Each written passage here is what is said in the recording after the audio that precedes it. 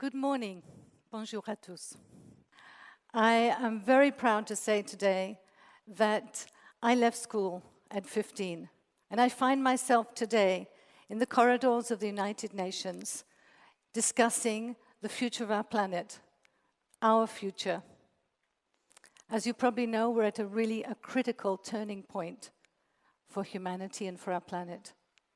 And I'd like to share with you today something that we're bringing to this global discussion. Albert Einstein said, the most important decision that we can make is whether we believe we live in a friendly or a hostile universe. Somebody recently said to me, but that changes everything. Indeed it does. And I'd like to show you a little bit about how that changes everything for us. If we believe that we live in a hostile universe, what happens? We begin to secrete cortisol, stress hormones, adrenaline. We have to protect ourselves from hostility, or we fight, or we freeze. And look what is happening to our planet today. The violence, the greed, the destruction that has been fueled by this belief that our universe is hostile. Isn't it time to change? Isn't it time to make another decision? People say, yes, but perhaps we should wait for scientists to tell us whether our universe is actually hostile or friendly. Well, when I was 16 years old, I made that decision for myself, consciously. I decided that my universe is a loving, friendly universe. And my life took off in an incredible adventure around the world. But I was asking myself, well, if love exists, why do we have so much suffering on this planet? I asked myself, where does it begin? How can we really answer this question consciously? And it wasn't until I was 22 years old that I came across two books that were to change my life again. Education Begins Before Birth and The Secret Life of the Unborn Child. In these books, tears rolled down my cheeks when I read, if we're to look after pregnant women, that in 2 generations, just 50 years, we could close our hospitals and close our prisons. Isn't that fantastic? To think that we could do that? I was just in heaven. So I said, well, okay, I know nothing about pregnancy. Let's learn. The Secret Life of the Unborn Child, a Canadian psychiatrist, brought this book out in the Science in 1983, more than 30 years ago. What do we have to learn today about making that decision of a hostile or a friendly universe, even before we're born? I actually had to wait over 30 years until recently the United Nations, our global leaders, have actually now decreed that our Earth is our mother. Imagine that. That incredible change of paradigm. We've gone from a hostile nature that's the credo of science to dominate nature, to this concept now that our Earth is our mother. Wow. The General Assembly of the United Nations recently recognized that our planet Earth and its ecosystems are our home. How friendly can you get? Or should get. The United Nations also calls for holistic and integrated approaches to the sustainable development, which is no longer a choice. It's extinction or now sustainable development that will guide humanity to live in harmony with nature.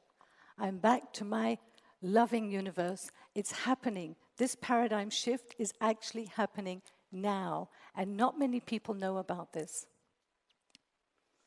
Yet, for centuries, if we look into different civilizations, whether it was the ancient Chinese, the ancient Greek, the ancient Indians, we have always found this knowledge. Paracelsus in the 16th century said, "Woman is the artist of the imagination, and the child in the womb is the canvas whereupon she painteth her pictures."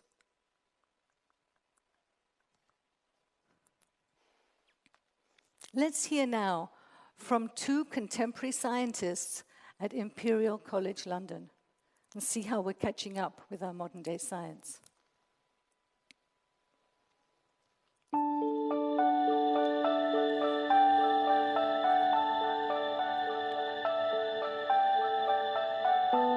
When we imagine a baby in the womb, we imagine her to be peaceful, disconnected, unaffected by the world around her, quietly floating like an astronaut in space. Yet nothing could be further from the truth. The womb is a vital place of human development, where nature meets nurture, where genes are expressed, where babies and their brains are grown. And how all this happens is directly connected to outside influences. There's always been a mythology about pregnancy, but now actually some of that mythology is turning out to be rather more true than we expected. New research has shown that a mother's stress level can have a significant impact on her unborn baby. The emotional state of a woman in pregnancy can affect the development of her baby in the womb and actually can have long-term effects on her child. Research has shown that unborn babies can be affected by arguments, anxiety, stress brought on by natural disasters, and even 9/11. The child could be more likely to have emotional problems, to have behavioural problems, to be slower at learning. Different children are affected in different ways. By looking after the emotional state of pregnant women, we can reduce the risk of problems in later life. Fathers, families, and employers all have a role to play. So before the time we're born, we're already learning from our mothers whether our first environment, the mother's womb, through what she's living, is either hostile or friendly, even loving. We know that a mother who's stressed during pregnancy secretes cortisol, catecholamines, stress hormones. We know that if she's afraid over a long period of time, and this can be afraid of what's happening on the news, that there might be terrorist attacks, it could be that her husband or partner will leave her, that she doesn't want the child. All sorts of things affect our lives for mothers to feel this stress. And this is communicated in utero to the baby, who by the time he's born has already decided whether his or her universe is friendly or not. Now take a mother whose deepest natural instinct is to love, to nurture, to give her baby optimal conditions to develop, with all its needs, its primary needs being met. Now that baby will be born feeling innately that its universe is friendly, is loving. And then what happens? If you walk into a room and you're expecting people to love you and to look after you, you open, you connect, you collaborate, you're creative. And this is what makes the good leaders of the world, not those who want to throw bombs on people's heads and protect from the baddies over there, but those who open their hearts and their hands and go out and say, let's find a solution. Let's work this out. You're my brother. You're my sister. We're one human family in a living organism that is our mother, this earth. So, a huge responsibility comes down to our mothers. Are we going to leave her on her own to do this incredible job? No.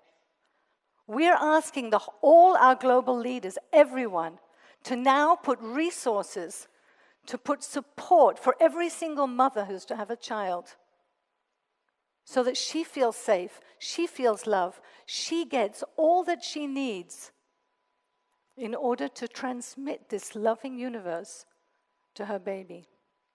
That will affect not only the immediate, but the lifelong physical health, emotional health, mental health, and spiritual well-being of every single child on this planet. That's how we can change the world. That's how we can make a difference. Future leaders are being formed in our mother's womb. We owe it to ourselves, we owe it to humanity, to our human family, to make this a reality. We're starting to realize that the months we spend in the womb are some of the most important of our lives. So what happens in the womb can last a lifetime. For all those mothers who have children, I'd like to say they've done their best. Our mothers have done the best. We as mothers have done our best. We've done the very best with what we've been given. But today, we can give our future mothers the real conditions that she deserves to have a status in life. Mothers have no status. Mothers deserve now to be put in front, the mothers of our future leaders, the mothers of the whole of humanity, so that every baby can be born a leader. Because we can all lead in something. We can all lead in our own lives. And we can all become the stewards of this beautiful planet and learn to live together in peace and sustainability. Thank you.